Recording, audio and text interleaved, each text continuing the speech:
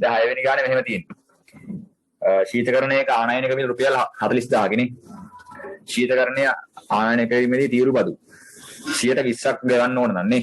ගෙවිය යුතු තීරුබදු මුදල් අහලා තියෙන්නේ. හරි. එතකොට දැන් ඉස්සලා ගන්න පුළුවන් තීරුබද්දනේ. වාගම තීරුබද්ද කීයද කියලා නේ. තීරුබද්ද දෙන්න කීයද? දැන් වටිනාකම රුපියල් 40000යි. 40000න් 120යි ඈ. 120යි. මොනවද යන්න පුළුවන්. එතකොට මොකද වෙන්නේ? දැන් ඔන්න මේ කැපෙනවානේ. මෙතන බින්දුව මෙතන බින්දුවක් කැපෙනවා. දැන් අන්තිම උත්තරේ මොකද? 4 2 8යි බින්දුව 2 800. නෑ සෝරි. තව තුනක් තියෙනවා 8000යි නේ. රුපියල් 8000ක් එනවා. තීරුබද්ද මුදලනේ. හරි. ඉස්සෙල්ලා අපේ තීරුබද්ද හොයාගන්න ඕනේ. එමෙ කරාම ලේසිනේ. මුලින්ම අපි හොයාගමු තීරුබද්ද කීයද කියලා. 1,75,000යි දැන් ගෙන්නනකොට මේක තමයි මිල. හරි. ඊට පස්සේ තීරුබදු මේ හම්බ වෙනවා මේකට ගෙවන්න වෙනවා 115ක්. ඉතින් 115ක් තීරුබදු. හරිනේ. එතකොට දැන් මෙතන බින්දුව මෙතන කැපෙනවා මේක කැපෙනවා. හරිනේ. 15ක් 175 එන්න ඕනේ. එතකොට කීයද එන්න ඕනේ? හරි උත්තරේ මේ ගහදන්න මම දාන්න. එතකොට මේ මුලින්ම අහන්නේ තීරුබද්ද යන්නේ නේද? නෑ තීරුබද්ද ගෙවේ පසුව වටිනාකම අහන්නේ. ඒ කියන්නේ බද්ද ගෙවුවට පස්සේ වටිනාකම අහන්නේ. එතකොට දැන් මුලින්ම මේක ඇත්ත මුදල කීයද 1,75,000යි නේ. ඒකට මේ බද්ද එකතු වෙනවනේ. එතකොට අපි යන්න පුළුවන් මුල මුදලනේ. මුළු වටිනාකම. මුළු වටිනාකම කීයද එන්නෝ? මේක ඇත්තම ගාන 1,75,000යි. එකතු වෙන්න ඕනේ මේ බද්දනේ. 250ක් එනවා. ඔන්න එකතු ගන්නවා. ගන්න එතන උත්තරේ මොකද? බිංදුවයි මෙතන 5යි 2යි අතන 11යි 1යි 10යි 2 ලක්ෂනේ 1250යි.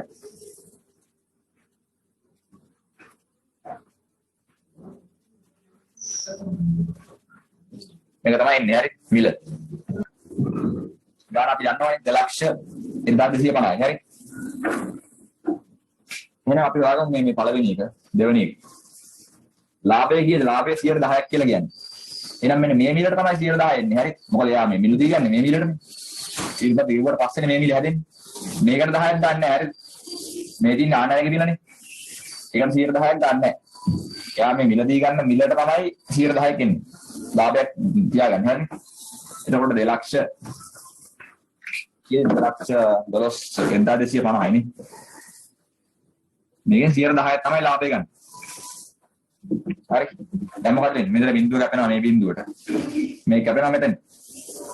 તો රුපියල් 20,125ක් කියලා ඉන්නේ. හරි. දැන් එනම් කීයද මේ විකුණු මිල? එයා විකුණු මිල කීයද? එකතු ගන්න ඕනේ 2 ලක්ෂ 1,250 එකතු කරනවා මේ ලාභය 20,125යි. එතකොට 5යි 7යි 3යි 1යි 1යි නේ 2,21,375යි.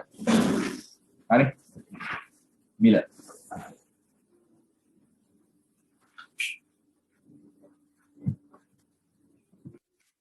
ආදායම් බෙදා ගන්න වෙනවා ලක්ෂ 5යි කොටස් වලට. හරි.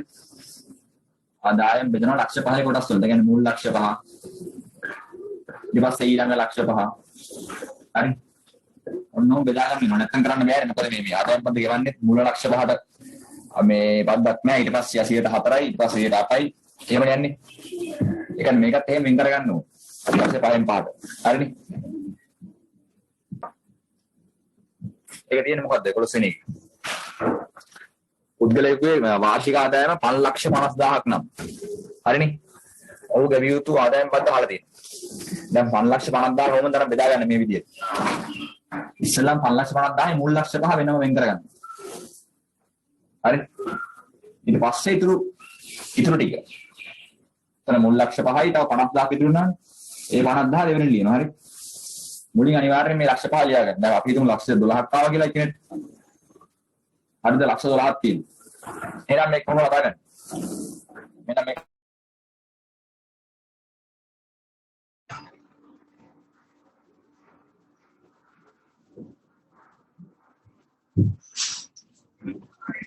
හරි.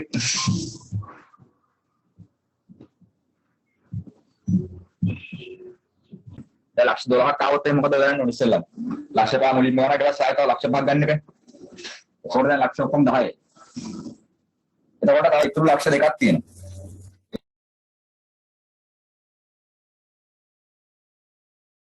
හරිද එහෙමනේ මේ එතකොට 10යි ඉතුරු ලක්ෂ 2යි නේ. ඒක මෙහෙම ලියන්න පුළුවන්. ඕනෝම වෙන් කරලා ලියන්න පුළුවන් නේ. කොටස් තුනක් තියෙනවා. මුල් ලක්ෂ 5, දෙවන ලක්ෂ 5, ඊළඟ ලක්ෂ 2 ඉතුරු ටික. හරිනේ. දැන් මෙතන කොහොමද ලියන්නේ අපි දැන්? අපිට යාගේ දැන් ආදායම 5,50,000යි. හරි. එතකොට මුල් ලක්ෂ 5යි ඊළඟ 50,000යි වෙනම ලියුවා. හරි. ඊට පස්සේ දැන් අර වගුවේ පොඩ්ඩක් බලන්න වගුවේ කොහොමද තියෙන්නේ? ඒ වගුවේ තියෙන්නේ ඉස්සෙල්ලාම මුල් ලක්ෂ 5ට ආදායම් බද්දක් නැහැ. නේ? එමන් කියන්නේ මෙන්න මේ මුල් ලක්ෂ 5ට මොකුත් නැහැ. මේකට බිඳුවයි. මේ ලක්ෂ 5ට ඊට පස්සේ ලක්ෂ 5ක් වෙනකම් හරිද? ඒ කියන්නේ දැන් මෙතන 50,000 තිබ්බට ඊළඟ ලක්ෂ 5ක් වෙනකම් මේ ගාන එන්නේ. හරි 50,000ක් කියලා දැන් මේක දැන් මේකේ වගුවේ තියෙන්නේ ලක්ෂ 5 ගාන ලක්ෂ 5ක් වෙන්න ඕනේ නැහැ. හරි. මේ මුල් ලක්ෂ 5 පන්න රුපියලක් ආවත් ආදායම් බද්ද වදිනවා. හරි එනවා. ඒ යගේට රුපියල් 104ක් එනවා. ඒ කියන්නේ අපි හිතමු යගේ දැන් ආදායම 5 ලක්ෂ එකයි ආදායම. එහෙනම් මුල් ලක්ෂ 5ට මුත් නෑ මේ ඉතුරු රුපියලට. ඒකට ගන්න ඕන ආදායම.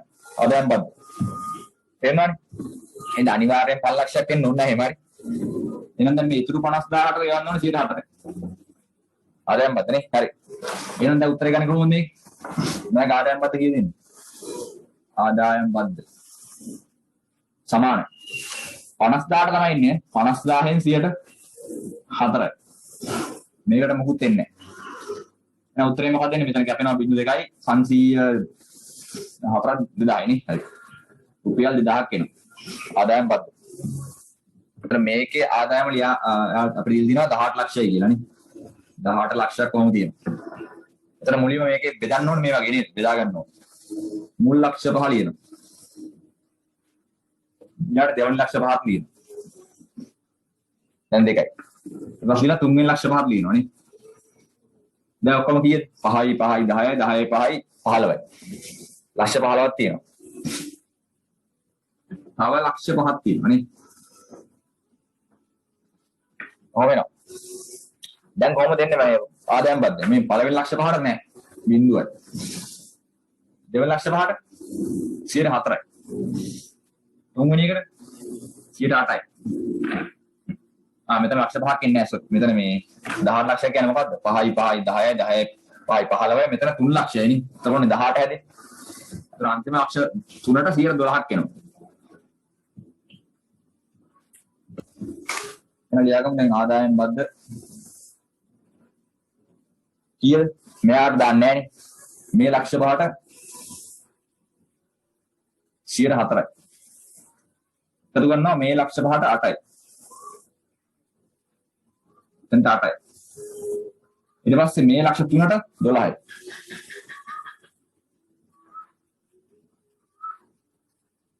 තේරෙනවද?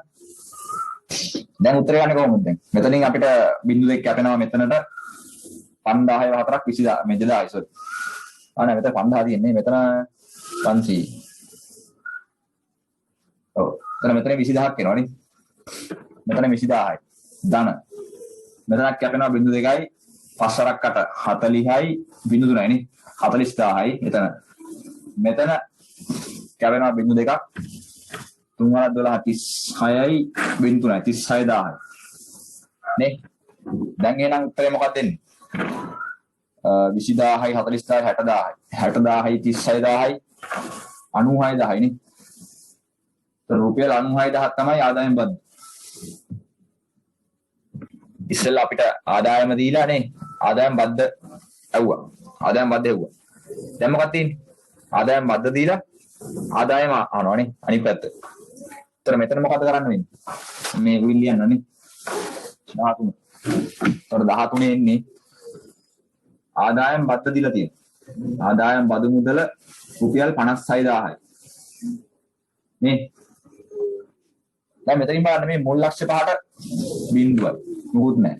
එහෙනම් මෙයාගේ අනිවාර්ය ලක්ෂ 5 මේ මුල් ලක්ෂ 5 අනිවාර්යෙන් ඉන්න බෑනේ. දෙවන ලක්ෂ 5ට තියෙන 4ක් එනවනේ.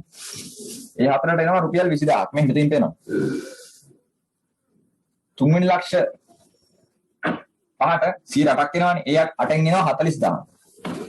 නේ. ඒතර මෙයාගේ දැන් මේ ආදායම අපි දන්නවනේ මුලින්ම මුල් 5 ලක්ෂයට මුකුත් නැහැ බිඳුවයි. අපි මේක අපි ගමු රුපියල් කියලා. රුපියල් වලින් ගත්තොත් බිඳුවයි. ඒ හැරි මුකුත් නැහැ. හරි. ඊට පස්සේ දෙවන ලක්ෂ 5ටම තියෙනවා කීයද? සම්පූර්ණ ලක්ෂ 5ටම තියෙනවා මේ රුපියල් 20000. මේ ටික රුපියල් 20000ක් ගෙවන්න. දැන් මෙයාගේ ආදායම කීයද? 56000. තව ගෙවන්න ඕන. තව වැඩි වෙන්න ඕන මෙයාගේ ආදායම. නේ? මොකද මෙයාගේ ලක්ෂ 10ක් වුණොත් එහෙනම් 20000 ගෙවන්න ඕන. දැන් මෙතන 56000ක් ඇවිල්ලා තියෙනවනේ. ඊළඟ තව ලක්ෂ 5කට ලක්ෂ 5ක් වුණොත් එහෙනම් ඊළඟ කොටස මේ මුල් ලක්ෂ 5ටමනේ අරන් තියෙන්නේ මේ. මුල් ලක්ෂ 5ටම ගෙවලා තියෙන්නේ 40000යි. දැන් මෙයා ගාව තියෙන මෙයාගේ බදු මුදල කීයද දෙන්නේ? 56000යි. නේ 56000යි. එතකොට 20000 කඩු කරාම 36000යි. මෙතන මේ සම්පූර්ණ ලක්ෂ 5ම තිබ්බොත් තමයි 40000 ගෙවන්න ඕන. තේරෙනවද? හැබැයි දැන් මෙයා ගෙවලා තියෙන 36000යි. මේ වැඩිපුර ගෙවලා තියෙන 36000යි නේ. එහෙනම් මෙයාගේ මේ ආදායම මෙතන ලක්ෂ 5ටම යන්නේ නැහැ නේ. ඊට අඩු වගේක් එන්න ඕනේ නේද? මුල් කොටසේ බිඳුවක් කොහොමද වැටෙනවනේ. දෙවෙනි කොටසේ 20000 මෙයා ගෙවලා ඉවරයි. මේ කොටස තුන්වෙනි කොටස කොතද මෙයා ගෙවලාද? මෙයා ගෙවලා තියෙන්නේ 36000 ගෙවලා තියෙන්නේ නේ. දැන් මේ තියෙන්නේ සාමාන්‍ය මිලනේ. මේ සාමාන්‍ය බද්දනේ. ඒත් මෙයාගේ ආදායමට ගෙවලා තියෙන්නේ මුල් 20000 ගෙවලා ඊට පස්සේ ගෙවලා තියෙන්නේ 36000යි නේ. ලක්ෂ 5ක් තිබ්බොත් තමයි 40000ක් එන්නේ. හැබැයි මේ ගෙවලා තියෙන 36000. එන අනිවාර්යයෙන් මෙයාගේ ලක්ෂ 5ට අඩු වෙන්න ඕනේ ආදායම. මේ තුන්වෙනි කොටස ලක්ෂ 5ක් වෙන්න බෑනේ. ලක්ෂ 5ම තිබ්බොත් තමයි 40000 ගෙවන්න ඕනේ. 40000ක් එන්නේ. දැන් මෙතන ගෙවලා තියෙන 36000. හරිනේ. එහෙනම් මොකද්ද වෙන්න ඕනේ? අපි මෙහෙම කරමු. එහෙනම් මේක අපි ආදායම මෙහෙම දාගමු. මෙතන 5000යි. මුල් 5 ලක්ෂය එහෙම එනවනේ. දෙවෙනි 5 ලක්ෂයත් ඒක එනවනේ. තුනට අපි දාගමු x කියලා. තුන අපි දන්නේ නැහැ. තුන්වෙනි කොටස අපි දන්නේ නැහැ. ඒක නිකන් දාගමු x කියලා. තුන්වෙනි ආදායමේ කොටසෙන් ආව බද්ද අපි දන්නවා 36000යි කියලා. මේ ආදායමේ තුන්වෙනි කොටසෙන් බද්දක් ආව 36000ක. ඒ කියන්නේ මේ මුල ලක්ෂ 5ට 100.0යි, දෙවන ලක්ෂ 5ට 104යි, තුනට එන්නේ 108යි. එහෙනම් මේ තුනට අනිවාර්යෙන් 108ක් හම්බෙලා තියෙනවා. ගෙවන්න වෙලා තියෙනවා. එහෙනම් මේ කොටස අපි හිතමු x කියලා. x වලින් 108ක් තමයි කීයද? තමයි මේ ගෙවපු ඉතුරු මුදල 36000 වෙන්නේ. මේ තුන්වෙනි කොටස x නම් හරි. ඒ මුදලට 108ක් ගෙවුවට පස්සේ බද්ද ආව 36000ක් කියලා. ඒක තමයි මෙතනින් එන්නේ. එනවනේ මුල් 20000 කොහොමද තියෙනවනේ. මේ ගෙවල ඉවරයි ඈ. ඔය ඉතිරි ගාන තමයි මෙතනින් හම්බෙන්න ඕනේ. මේ තුන්වෙනි කොටසෙන් හම්බෙනවා ඉතිරි කොටස. හරිනේ. එහෙනම් දැන් මේ උත්තරේ ගන්න කොහොමද? දැන් මෙතන එන x සමානයි කීය දෙන්නේ? මේ බෙදීම ගුණ කරනවා. ගුණ කිරීම බෙදනවා. නේ 36000 ගුණ කිරීම 100 බෙදීමට. ඔකෙන් උත්තරේ එන්නේ. ඒ ආදායමේ තුන්වෙනි කොටසෙන් නෙගෙන්නේ. දැන් කැපෙනවනේ මෙතන 4න් කැපුවොත් 4 ඒවා 2යි මෙතන 4 ඒවා 25යි. 100ට. දෙකේ ඒවා 1යි දෙකේ ඒවා මෙතන 18000යි. හරි. ඒතර උත්තරේ අපිට ගන්න වෙන්නේ 18000 ගුණ කිරීම 25 කියන. නේ? ඒ කියන්නේ තුන්වෙනි කොටස. එතකොට එන්නේ කීයද? රුපියල් 4,50,000යි. නේ? දැන් පේනවනේ. මෙයාගේ තුන්වෙනි කොටස ආදායමේ අපිට හම්බුණා. ඒ කොටස මේ 4,50,000යි නේ. දැන් එහෙනම් වන්න කරන්නේ මුළු ආදායම. දැන් යාගේ මුළු ආදායම කීයද? මුළු ආදායම ඉස්සලම මේ මුල් ලක්ෂ 5 අනිවාර්යෙන් කොහොමද වෙනවනේ? ඒකට කීයක්වත් වෙන්නේ නැහැ නේ. දෙවන ලක්ෂ 5 වෙනවා 104යි. ඒ දෙවනි කොටස. තුන කොටස කීයද අපි හොයාගත්තේ 4,50,000. එහෙනම් මෙයාගේ සම්පූර්ණ ආදායම කීයද? රුපියල් 14,50,000. පේනවනේ. එතන මුලින්ම ආනයනික මිල තියෙනවා මේ වාහනේ 6,00,000. ආනයනික මිල. ඊට පස්සේ තීරුපද මුදල අපි ඉස්සලා කතා කරේනේ. ඒක 4,04,000යි. අනිවාර්යෙන් තීරුපදක් එනවනේ. ඊට පස්සේ එනවා ගොඩබෑම් හා ප්‍රවාහන කුලිය. 50,000. මොන තුනක් තියෙනවා? වර්ග තුනක් තියෙනවා නේ. ඊට පස්සේ මොකක්ද කියන්නේ? මේ සියලු වියදම් සඳහා 115ක එකතු කළ අගය මත බද්දක්. ඒවා වැට් කියන්නේ හරි. අයකරේ නම් මෝටර් සඳහා ඔහු වැය කළ මුළු මුදල කොපමණද කියලා අහනවා. දැන් මුලින්ම මේ එකතු ගන්න එපානේ. එකතු ගන්න මුලින්ම මේ ටිකේ. හරි. එතකොට මොකක්ද එන්නේ මෙතන 6,00,000 10,00,000යි 50,000යි නේ. එතකොට අපිට ගන්න පුළුවන් 10,50,000 කියලා. මේ තමයි යට ගියේ මුළු වියදම. නේ පේනවද? එතන මුළු වියදමට 15%ක මේ බද්දක් ගෙවන්න ඕනේ බැඩ් බද්දක් නේ. එහෙනම් අපි හොයාගමු බැඩ් බද්ද කීයද කියලා. බැඩ් බද්ද වෙන්නේ මුළු වියදම 10,50,000යි. මේකට 15%ක් තමයි බැඩ් බද්ද. හරි. එතකොට මොකක්ද වෙන්නේ? දැන් මේක කැපෙනවා නේද? මෙතන 0.2යි 0.2ක් කැපෙනවා. 105 වරක් 15 මෙතන ගන්න ඕනේ. එතකොට 105 වරක් 15 1575යි. මෙතන 0.2ක් තියෙනවා නේ. දැන් මොකක්ද වෙන්නේ? 1,57,500ක් වෙනවා වැඩ් බද්ද. නේ වෙනවනේ. දැන් ඊට පස්සේ මොකක්ද ආලා තියෙන්නේ? දැන් ආලා තියෙන උත්තරේ මේක නෙමෙයි ආලා තියෙන්නේ. ආලා තියෙන්නේ බද්ද නෙමෙයි. මොකක්ද දාලා තියෙන්නේ? ඔහු වැය කළ මුළු මුදල. දැන් මෝටර රටේට වැය කළ මුළු මුදල ආලා තින්නේ. එහෙනම් මොකක්ද එන්න ඕන? එහෙනම් මුළු මුදල කියන්න ඕනේ. දැන් මේ වාහනේ සමස්තනේ සමස්ත මේ වියදම් ටික 10,50,000 තියෙනවනේ.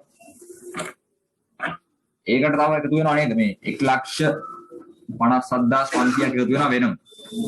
නේ? ඒ බද්දට බැඩ් බද්ද. එතකොට සම්පූර්ණ මුදල කීයද එන්නේ?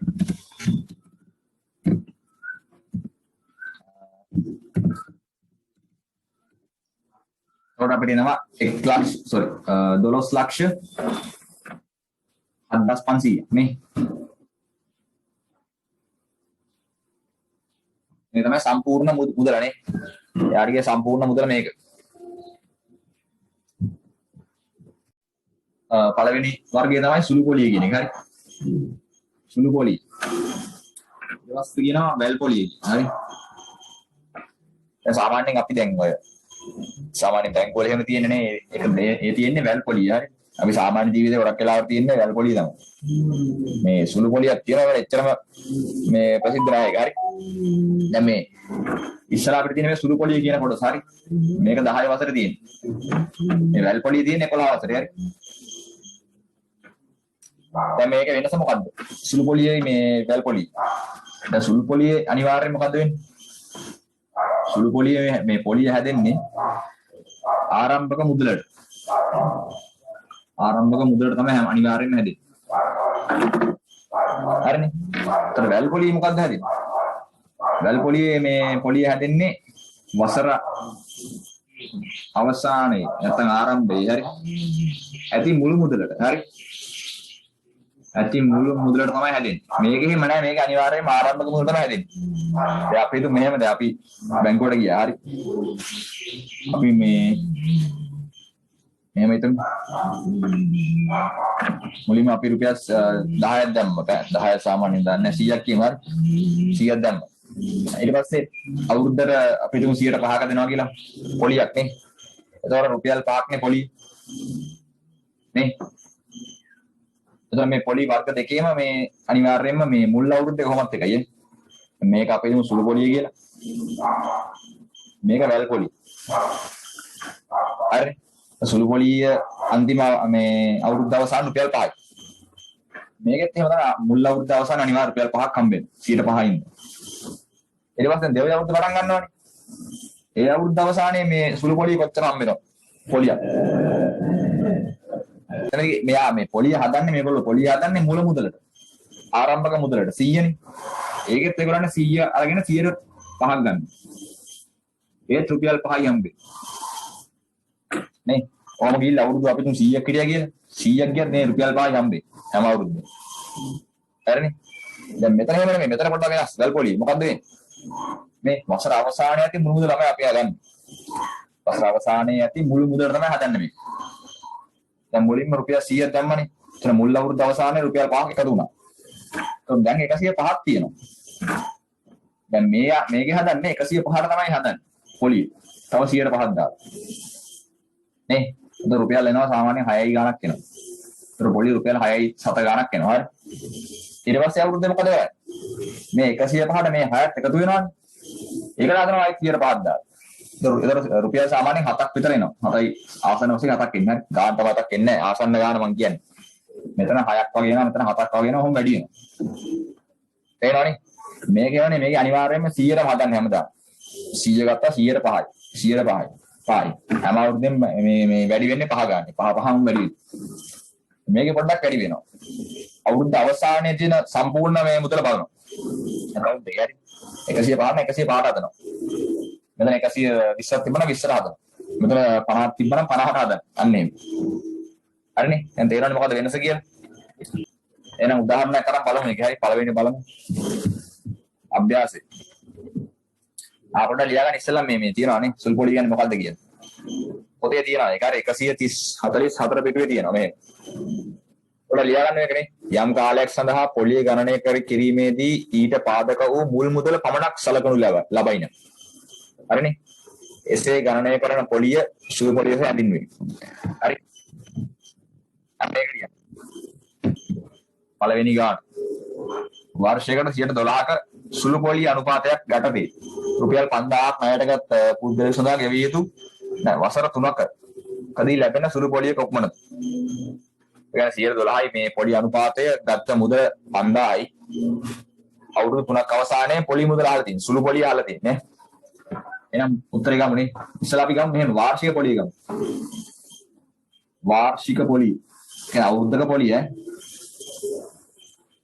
කීයෙන් රුපියල් 5000නේ. 5000ට 112යි නේ. 12යි. උත්තරේ මොකක්ද දෙන්නේ? මෙතන බිංදුව එක්ක යපෙනවා මෙතනට 12 5 60යි. එතකොට රුපියල් 600යි. මේ වාර්ෂික සුළු පොලිය. හරි. දැන් අපෙන් අහන්නේ වසර 3ක නේද? එහෙනම් වසර 3ක පොලිය. 3ක සුළු පොලිය කීයද? 600ව 3ක් ගෙවන්න බෑනේ. તો රුපියල් 1800යි. 1800ක් එනවා. හරි. ඔහොම ලියගන්න. මේ පළවෙනි එක. තේරුණාද? දැන් යන තුන්වෙනි එක. මේ මොකද්ද කියන්නේ මාසකට 103ක 103යි ඈ. බැගින් රුපියල් 2500ක් සඳහා අවුරුදු 1යි මාස 5ක ගෙවිය යුතු සුළු පොලිය සොයන්න.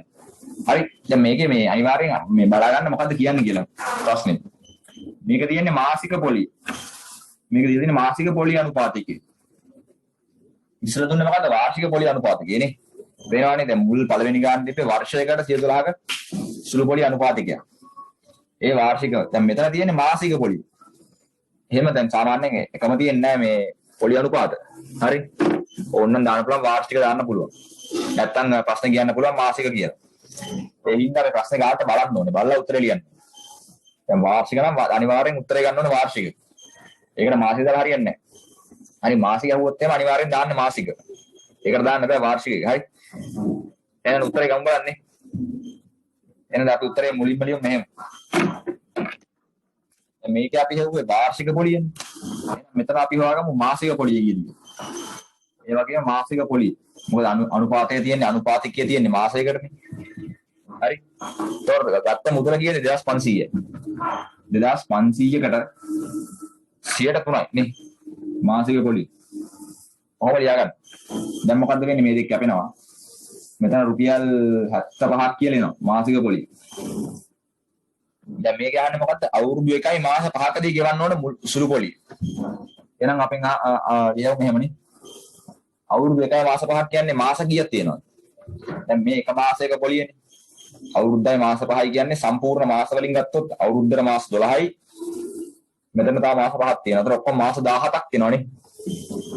ඊළඟ අපි මෙහෙම ලියමුනේ මාස 17ක පොලිය. දැන් උතන අහන්නේ මාස 17ක පොලියනේ. තේරෙනවනේ? මේ එක මාසයක 75ක් දෙන්න ඕනේ. දැන් මාස 18ක පොලිය ආන්නේ. ඒ කියන්නේ 75 ඒවා 17ක් ගෙවන්න ඕනේ. තේරුණානේ මොකක්ද වෙන්නේ කියලා එතනනේ. ඒතර උත්තරය ගන්න 75 ඒවා 17. එතකොට උත්තර රුපියල් 1275යි. ඒතර මේ තමයි ගෙවන්න ඕන පොලිය. හරි. හයවෙනි ගානේ තියෙන්නේ රුපියල් 600ක් ණයටගත් පුද්ගලයෙකු අවුරුදු 1යි මාස 3කට පසු පොලිය වශයෙන් රුපියල් 135ක් ගෙවනවා. දැන් පොලිය තියෙනවා ගලින් හරිද? කාලයක් තියෙනවා අවුරුද්දයි මාස 3යි. පොලිය තියෙනවා 135ක් කියලා තියෙනවා. දැන් අහනවා මේ පොලිය අනුපාතිකය අහලා තියෙන්නේ. මාසික පොලිය අනුපාතිකය. මාසික අහලා තියෙන්නේ. හරි වාර්ෂික නෙමෙයි. දැන් එහෙනම් මෙහෙමනේ. දැන් අපි දන්නවා පොලිය දන්නවා. මුළු පොලිය දන්නවනේ. මුළු පොලිය දන්නවා අපි රුපියල් 135යි කියලා. ඒකනේ කියලා තියෙනවානේ. හරි. දැන් මේ මාස කීයක පොලියද මේ තියෙන්නේ? දැන් එයා අවුරුද්දයි මාස 3යිනේ. ඒ කියන්නේ ඔක්කොම මාස කීයක් තියෙනවද? මාස 15ක පොලිය මේ තියෙන්නේ. නැත්නම් අපි කියනවා මාස 15ක පොලිය මේ දීලා තියෙන්නේ. දැන් අපිට අනුපාතිකය ආලා තියෙන මාසික පොලියනේ. එහෙනම් එක මාසයක ගන්න ඕනේ පොලිය. එහෙනම් අපි ලියමු මාසික පොලිය කියලා. මුළු පොලිය 135යි නම් මාසික පොලිය කියන්නේ ඒක බෙදන්න එපා නේද මාස 15න්. එතකොට කීයක් එනවද? රුපියල් 9ක් එනවනේ. රුපියල් 9 එන්නේ. තර මාසික පොලිය රුපියල් 9. දැන් මාසික පොලිය අනුපාතිකය හොයන්න. මාසික පොලිය අනුපාතිකය හරි. මොකක්ද දෙන්නේ? මාසයක පොලිය රුපියල් 9යි. එයා මේ ගත්තේ රුපියල් 600යි. ණයට ගත්ත 600. ඒතර රුපියල් 600ට 109 මේ රුපියල් 9ක් එනවා මාසයකට. දැන් ඔහොම ලියන්න වෙන්නේ. නේ? දැන් අපි ගිය අවුරුද්දේ කරානේ ලාභයෙන්ම කරානේ ලාභය අලාභය කොමිස් මුදලේම කරානේ. මතකද? ඒතර අපෙන් අපි යවුවා මේ වසරේදී මොනවද? ලාභ ප්‍රතිශතය හෙව්වා මතකනේ? නැත්තම් කොමිස් ප්‍රතිශතය. එහෙම හෙව්වනේ වට්ටම් ප්‍රතිශතය. නේ? දැන් ඒක මොකද අපි 9 කරේ මොකද්ද? හැම වෙලාවෙම මේ හරයට දැම්මේ ගත් මුදල නැත්තම් මුල් මුදල. උඩින් දැම්මේ දැන් අපිට ලාභය නම් ලාභය දැම්ම. අලාභය නම් අලාභය දැම්ම. කොමිස් මුදල නම් කොමිස් මුදල දැම්ම. එහෙමනේ. දැන් මෙතන තියෙන්නේ පොලිය අනුපාතය. එහෙනම් මේ අනිවාර්යෙන් උඩ එනවනේ පොලිය අනුපාතය. නේ? එහෙනම් මෙතන දැන් 600ට රුපියල් 9යි පොලිය. ගුණ කිරීම 100. මේකෙන් තමයි පොලිය අනුපාතිකය එන්නේ. يعني භාගය හොයලා තමයි ගුණ කරන්නේ 100. එහෙමනේ ගත්තේ. මතකනේ භාගය හොයනවා ඊට පස්සේ ගුණ කරනවා 100. එහෙනම් උත්තරේ මොකක්ද දෙන්නේ? මේ 100 කැපෙනවා මෙතෙන්ට මෙතන 2යි 9 බෙදීම 6 කියන්නේ 1.5යි. ආවද පේනව නේද? ඒතර මාසික පොලිය අනුපාතය 1.5යි 100ට. අපි හොයාගමු වාර්ෂික පොලිය කීයද කියලා. හරි. වාර්ෂික පොලිය. පොලිය කියන්නේ රුපියල් 6000ක් දුන්නොත් 6000ට 108ක්. මේකනේ අහලා තියෙන්නේ. උත්තරේ මොකද්ද මේ දෙක කැපෙනවනේ? රුපියල් 480යි. දැන් මේක තමයි පොලිය. දැන් ප්‍රශ්නේ අහන්නේ මේ පොලියම හම්බ වෙන්න නම් රුපියල් 5000ක් වෙන්න ඕනේ කීයටද? මොන අනුපාතිකයටද? හරිනේ. දැන් රුපියල් 6000ක් දුන්නොත් 108ක අනුපාතිකයට 480ක් හම්බ වෙනවා පොලිය. දැන් ප්‍රශ්නේ අහන්නේ මේ 480ම හම්බ වෙන්න රුපියල් 5000ක් දෙන්න ඕනේ කීයටද? මොන පොලිය අනුපාතිකයටද? අන්න ඒක අහලා තියෙන්නේ. එහෙනම් මොකක්ද දැන් අපෙන් අහන්නේ? දැන් ඔව් දැන් මෙන්න උත්තරේ ගමුනේ. එහෙනම් වාර්ෂික පොලි අනුපාතිකයනේ කීයද? 480යි පොලිය දෙන්න රුපියල් 5000යි ණය මුදල මොන කරනවා 100න් පොලි අනුපාතිකය හොයන්න. හරි. දැන් උත්තරේ මොකක්ද දෙන්නේ? මෙතන බින්දුවක් කැපෙනවා මෙතන බින්දුවකට මෙතන බින්දුව මෙතන බින්දුව. එතකොට එන්නේ කීයද? 9යි දශම 9.6යි නේ. හරි. ඔන්න උත්තරයක් එන්නවා. 12 කියන්නේ මේවයිනේ. 110ක වාර්ෂික පොලි අනුපාතකයක් යටතේ රුපියල් 2500ක ණය මුදල ලබාගත් පුද්ගලයෙකුට මුළු මුදල ලෙස රුපියල් 5000ක් ගෙවීමට සිදුවන්නේ කොපමණ කාලයකට පසුද? දැන් මුළු මුදලයි ණය මුදලයි මොකක්ද දෙකේ තේරුම? මුළු මුදල කියන්නේ මොකක්ද? දැන් අපි ණයක් ගත්තාට පස්සේ ණයයි ගෙවන්න එපානේ. එතකොට දැන් ඒ තමයි මුළු මුදල කියන්නේ. ණය සම්පූර්ණයෙන් බේරන්න සම්පූර්ණ ඉවර ගන්න ගෙවන්න ඕන ගාන තමයි මුළු මුදල කියන්නේ නේ. දැන් ඒක හැදෙන්නේ කොහොමද මුළු මුදල? ඒක හැදෙන්නේ අපි ගන්න ණය මුදල තියෙනවනේ. අපි ගත්ත අපේ රුපියල් දැන් 10000ක් ගත්තා කියලා. තව ඒකට තව මොකක්ද දෙන්න ඕනේ? ඒකට පොලියක් එන්න ඕනේ. නේ. ඔන්න දෙකේම එකතු වෙන්නේ මුළු මුදල කියන්නේ. ගත්ත ණය මුදලට පොලියකුත් ගෙවන්න ඕනේ. ඒකට තමයි මුළු මුදල එන්නේ නේ. දැන් මේ ගානේ තියෙන අපිට මුළු මුදල තියෙනවානේ. ඒ ගාන 5000යි. ණයක් තියෙනවා. ණය මුදල කීයද? ඒකක් තියෙනවා. 2500යි. එහෙනම් ගන්න බැරිද පොලිය කීයද කියන්නේ? මේ දෙන්නේ මුළු පොලිය. මුළු පොලිය හරි. එහෙනම් ගන්න බැරිද මුළු පොලිය කීයද කියන්නේ? හොයන්න පුළුවන් නේ. අඩු කරාම එනවනේ. දැන් අපිට නවා මුළු පොලිය කියලා 5000 අඩු කිරීම 2500 කියන්නේ ඒ 2500 නේ. ඒ රුපියල් 2500ක් එනවා. මුළු පොලිය. හරි. දැන් මේ පොලිය ගෙවන්නේ 100ට කීයකටද? අනුපාතය තියෙනවා 110 කියලානේ. එහෙනම් අපි මෙහෙම ගමු දැන් ඉස්සෙල්ලම. දැන් අපි ගමු වාර්ෂික පොලිය කීයද කියලා. මුලින් වාර්ෂික පොලිය. එක අවුරුද්දක පොලිය කීයද කියලා. දැන් එයා ගන්න මුදල කීයද? 2500 නේ. ඒකටනේ ණය මුදල හැදෙන්නේ. දැන් පොලිය හැදෙන්නේ අවසන් මුදලේ පොලිය හැදෙන්නේ හරි. පොලිය හැදෙන්නේ අනිවාර්යයෙන් මේ ගත්ත මුදලට. ණයට තමයි හැදෙන්නේ ණය මුදලට. එතකොට එයා ගත්තේ 2500යි නේ. 2500 තමයි හැදෙන්නේ පොලිය. මේකෙන් 10%ක් තමයි පොලිය අනුපාතිකය. දැන් මොකක්ද මේ දෙක කැපිලා රුපියල් 250ක් කියලා එනවා. නේ. දැන් බලන්න මේ වාර්ෂික පොලිය 250යි. එයා ගෙවන සම්පූර්ණ පොලිය 2500යි. එහෙනම් මෙයාට අවුරුදු කීයක් ගිහලාද මේ ගෙවන්නේ? අන්නේ කාලය යාලා තියෙන්නේ. එක අවුරුද්දක නම් පොලිය 250යි. මෙයාගේ ඔප සම්පූර්ණ මුළු පොලිය 2500යි. එහෙනම් අපිට ගන්න පුළුවන් වසර නැත්නම් කාලය. මේ ගත වූ කාලය. ගත වූ කාලය කීයද? සම්පූර්ණ පොලිය 2500යි. එක වාර්ෂික පොලිය 250ක් බෙදන්න ඕනේ නේද? 10ක් කියලා නෝනේ. එහෙනම් මොකද උත්තරේ? එහෙනම් වසර 10යි. එහෙනම් මෙයාට අවුරුදු 10ක් ගිහලා මේ ගෙවන්න. හරි. 2500ක් අරගෙන 110ක පොලිය අරගෙන නේ. ගත්තට පස්සේ එක අවුරුද්දක නම් 250ක් ගෙවන්න ඕනේ පොලිය. මේ අන්තිමට සම්පූර්ණයෙන් ගෙවුවා 2500ක් මුළු පොලිය.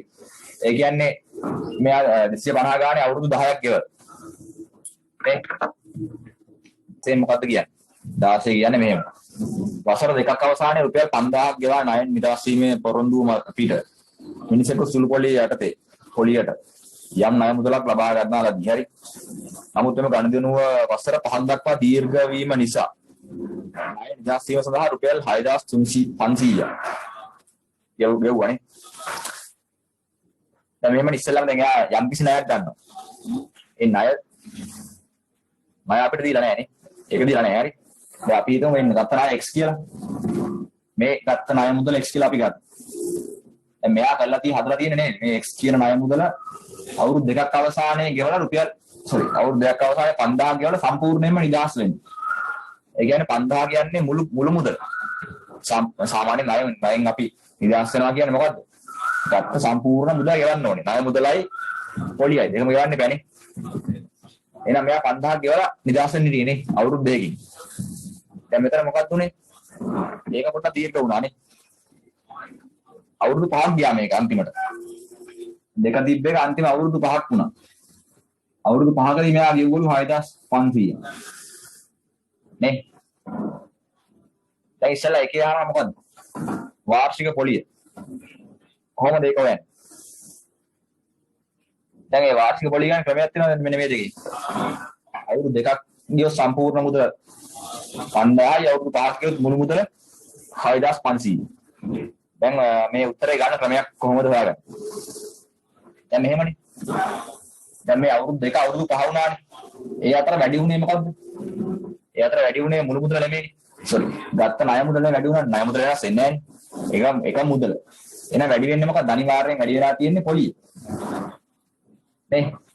එහෙනම් වසර 3ක පොලියනේ මේ වැඩි වෙලා තියෙන්නේ. වසර 3ක පොලිය තමයි වැඩි වෙලා තියෙන්නේ. 5000 6500 වුණා. ඒ අවුරුදු 3කට එන පොලිය තමයි මේ ඇවිල්ලා තියෙන්නේ. රුපියල් 1500 තමයි එන්න ඕනේ ඒක. මොකද මේ දැන් අපි දන්නවනේ සුළු පොලිය කොහොමද නේ මම ඉස්සලා කිව්වනේ රුපියල් 100 කතාව කිව්වනේ. 100ක් දානවා මුල් අවුරුද්ද 5ක් කම්ම ඊළඟ අවුරුද්ද 5ක් කම්ම ඔන්නම් පහනේ වැඩි වෙන්නේ. වැඩි වෙන්නේ එකම ගාණ වැඩි වෙන්නේ. මේ වැඩි වෙන එකම ගාණ තමයි වාර්ෂික පොලිය නැත්නම් මාසික පොලිය. එහෙනම් මේ වැඩි වෙලා තියෙන්නේ 1500 වෙලා තියෙන්නේ. මොකද්ද? වාර්ෂික අවුරුදු 3ක පොලිය. හරි. 3ක් ගිහලා නෙමෙයි. දෙකයි දැන් අවුරුදු 5ක් වෙලා. එහෙනම් 3ක පොලිය 1500. එහෙනම් අපිට ගන්න පුළුවන් වාර්ෂික පොලිය. වාර්ෂික පොලිය කීයද තවල ඉන්නවනේ? 1500 3ෙන් බෙදනවනේ. රුපියල් 500යි නේද? 500 තමයි වාර්ෂික පොලිය. හරි. ඊට පස්සේ මොකද්ද වෙන්නේ? දෙවෙනි කොටස.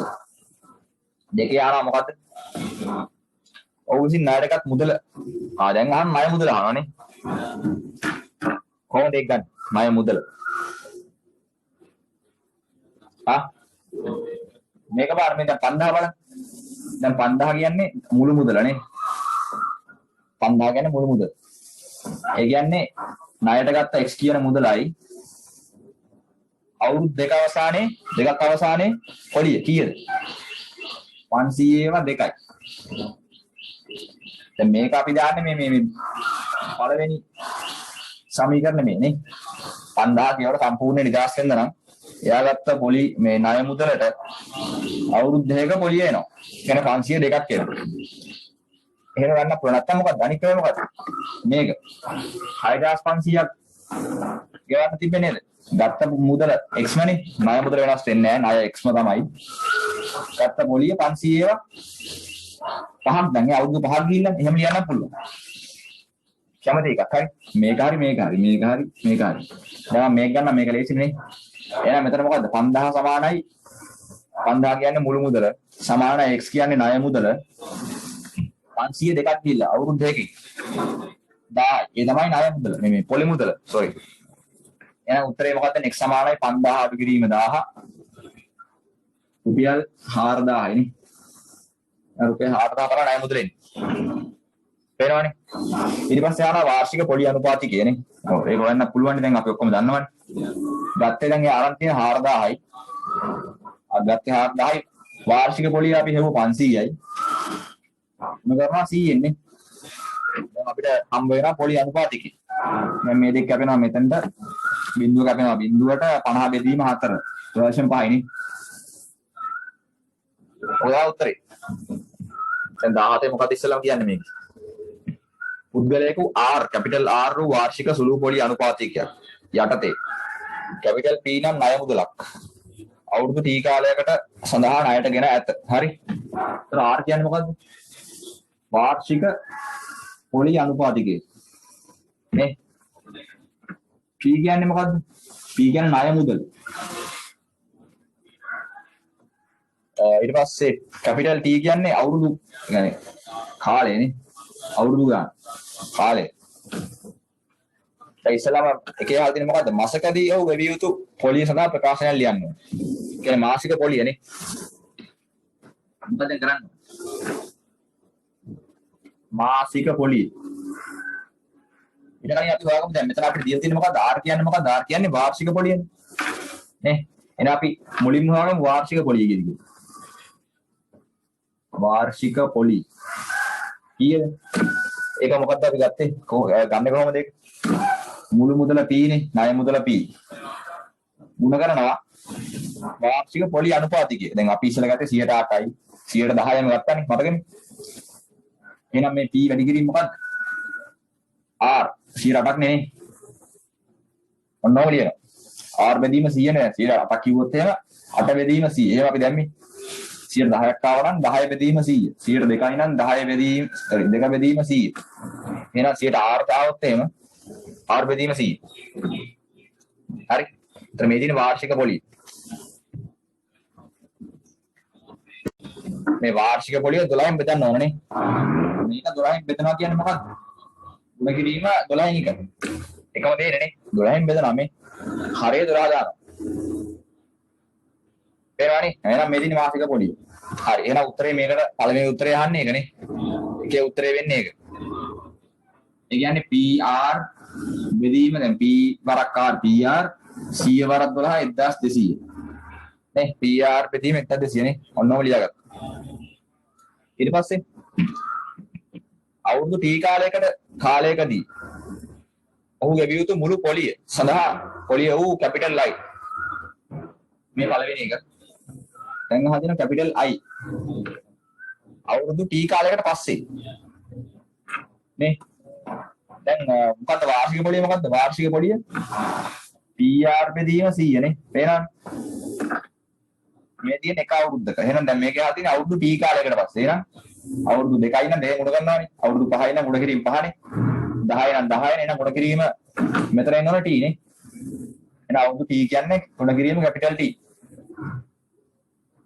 මොකක්ද දෙන්නේ PRT බෙදීම 100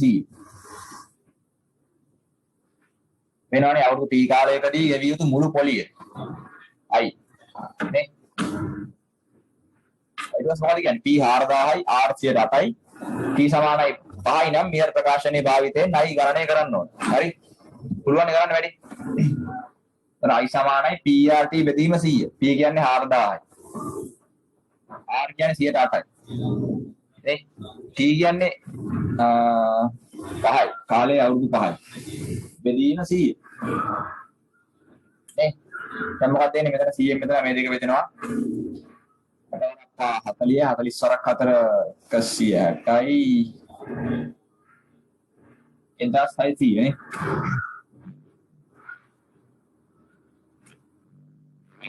මුළු පොලිය අවුරුදු 5ක් අවසානයේ මුළු පොලිය නේ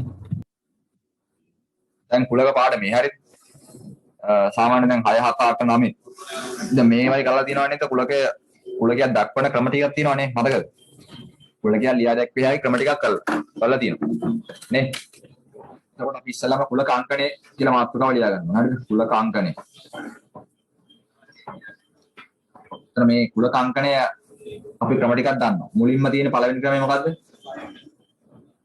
වචනයෙන් විස්තර කිරීමනේ වචනයෙන් විස්තර කිරීම හරි ඉතින් පළවෙනි ක්‍රමය පළවෙනි අංකණය හරි දෙවෙනි ක්‍රමය අවයව ලියන එකනේ අවයව ලයිස්තුගත කිරීම ඒ දෙවෙනි එක මුලක එක හරි ඊට පස්සේ අන්තිමටම කරේ වෙන් රූප කරන්නේ වෙන් රූප සටහනින් දැක්වීම දැන් මේ ටික අපි කරලා තියෙනවා 6 7 8 9 අවුරුදු 4ක් කරලා තියෙනවා නේ එන්න බෑ කියන්න බෑ හරි දැන් ඒ මාතෘකාව ලියා ගන්න අපි අලුතෙන් කරන ක්‍රමේ කුලක ජනන ක්‍රමය නේ කුලක ජනනය කිරීම හරි කුලක ජනන ස්වරූපය මාතෘකාව ලියා ගන්න හරි මේක දක්වන ක්‍රමයක් තියෙනවා මුලින් අනිවාර්යයෙන්ම මොකද්ද කුලකේ නම දාන්න ඕන මතකනේ අපි කුලකේ නම දාන්නේ කොහොමද කැපිටල් ඉංග්‍රීසි අකුරුනේ A B C D ඕන එකක් ඔය වගේ 26ම තියෙනවා අනිවාර්යයෙන් ඒක දාන්න ඊට පස්සේ කුලකයක් ලියුවේ කොහොමද අනිවාර්යයෙන්ම දාන්න ඕනේ සංගල වරහන් දාන්න මේ සුළු වරහන් දාලා හරියන්නේ නැහැ නේ ඊට පස්සේ කොටු වරහන් දාන්නත් බෑ වෙනව හරියන්නේ අනිවාර්යයෙන්ම සංගල වරහන් දාන්න ඊට පස්සේ මේක සාමාන්‍ය ක්‍රමයක් ටිකනේ අපි දන්න ටිකනේ දැන් මේ ක්‍රමේ වැඩියෙන් මොකක්ද අපිට තියෙන්නේ මුලින්ම අපිට දාන්න ඕනේ x දාන්න ඕනේ හරි x කියන්නේ මොකද්ද මේ අපි දක්වන මේ කුලකයේ ඕනම අවයවයක් දක්වන්න පුළුවන් සංඛ්‍යාව. නැත්නම් x නැත්නම් y දාන්න පුළුවන්. ඕනම සිම්පල් ලකුණක් දාගන්න. හරි. x නැත්නම් a දාන්න, b දාන්න, c දාන්න. හැබැයි අනිවාර්යෙන් සිම්පල් දාන්න ඕනේ. සිම්පල් නේ ඔන්නම දාන්න. දැන් සාමාන්‍ය x දාන්න ඕනේ x දාන්න. හරි. ඊට පස්සේ මොකද්ද කරන්නේ? x දාලා මෙන්න අපි මේ කෝලන් එකක් ලියා ගන්නවා. මේකට කියන්නේ කෝලන් නේ. මෙන්න මේකට කියන්නේ අපි කෝලන් කියලා නේ කියන්නේ. සිංහලෙන් කියන්නේ මොකක්ද දන්නේ නැහැ. සිංහලෙන් කියන්නේ 32ද කොහෙදනේ. හරි මේකට කියන්නේ කෝලන්. එතකොට x ලිව්වා නැත්නම් a ලිව්වා. b c d ඕන එකක් ලියලා එහෙම කෝලන් එකක් දානවා. ඊට පස්සේ මොකද කියන්නේ? මෙයාගේ මේ x කියන මේ කුලකයේ x කියන කුලකයේ මොකද ලියන්නේ? ගුණාංගය ලියනවා. මෙතන ලියනවා ගුණාංගය. කියන්නේ එයා මොනවා වගේ නේ උසද නේ මාතද සයිස් දෙක ඔක්කොම ලියනවා. අන්න ඒ ගුණාංගය ලියනවා මෙතන. ඊට පස්සේ හා නැත්තම් කමා එකක් දාලා හා කියලා ලියලා පරාසය ලියනවා. මේ x කියන x නැත්තම් a නැත්තම් b නැත්තම් මේ සම්පූර්ණ කුලකයේ තියෙන පරාසය. කුඩාම සංඛ්‍යාව සහ විශාල සංඛ්‍යාව. එලෙක තියෙන මේ පරාස ටික ලියනවා. හරි. ඔන්න කොතන ක්‍රමය. හරි. මේක ලියා ගන්න පොඩ්ඩක්. ඉස්සෙල්ලා අපි එකට දාගමු නමක් දාන්න නේද? අපි දාගමු නමක් a කියලා නේ. නෑ ඒ ඕනේ. අපි දාගමු p කියලා වෙන නමක් දාමු p. දැන් මේ කුලකේ නම p. හරි. ඉස්සෙල්ලා ලියන්න මොකද්ද? ඉස්සෙල්ලා වචනේ ලියන්න ඕනේ. අනිවාර්යෙන් ලියන්න ඕන වචනේ විස්තරය ලියන්න. මොකද්ද විස්තරය? 10 සිට 15 තෙක් ධන පූර්ණ සංඛ්‍යා. නේ? ඒ කෙලින්ම ලියන්න. 10 සිට 15 තෙක් දැන් මේ තියෙන පළවෙනි ක්‍රමය හරි විස්තර කිරීම. වචනේ ලියන්නදී. ධන පූර්ණ සංඛ්‍යා.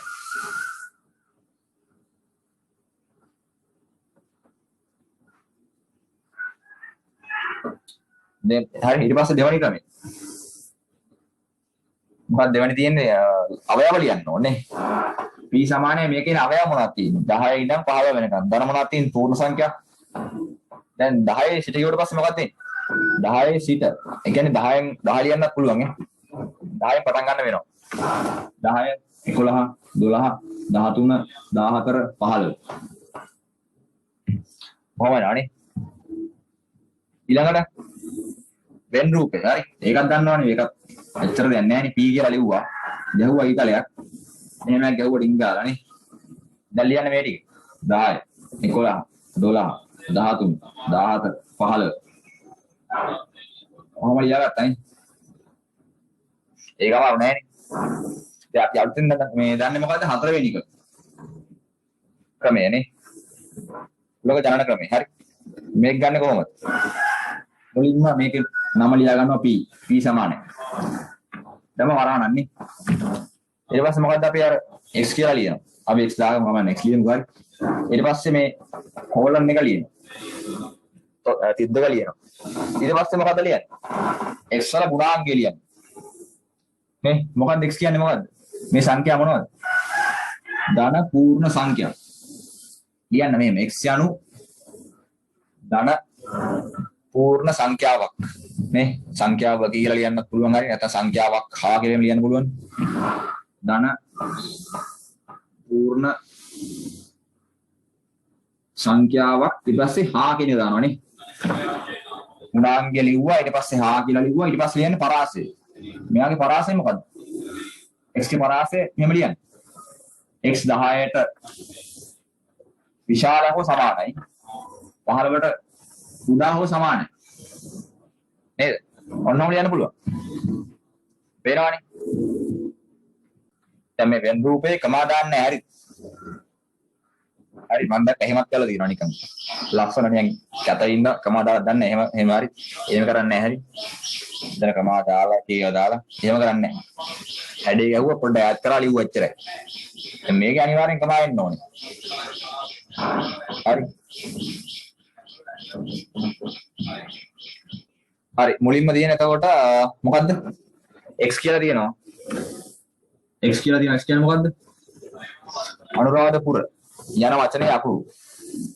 දැන් මේක ලියන්න ඕනේ අවයව ටික ලියන්න. දැන් ඕකේ කොහොමද ලියන්නේ? මෙහෙම ලියනවා. ඔක්කොම ලියනවා සෙට් එකම. අනුරාධපුර ඒ දානවා එන් දානවා u දානවා. මුළු අකුරුම ලියනවා. මුළු වචනේම ලියනවා. අනුරාධපුර කියන්නේ. නේ?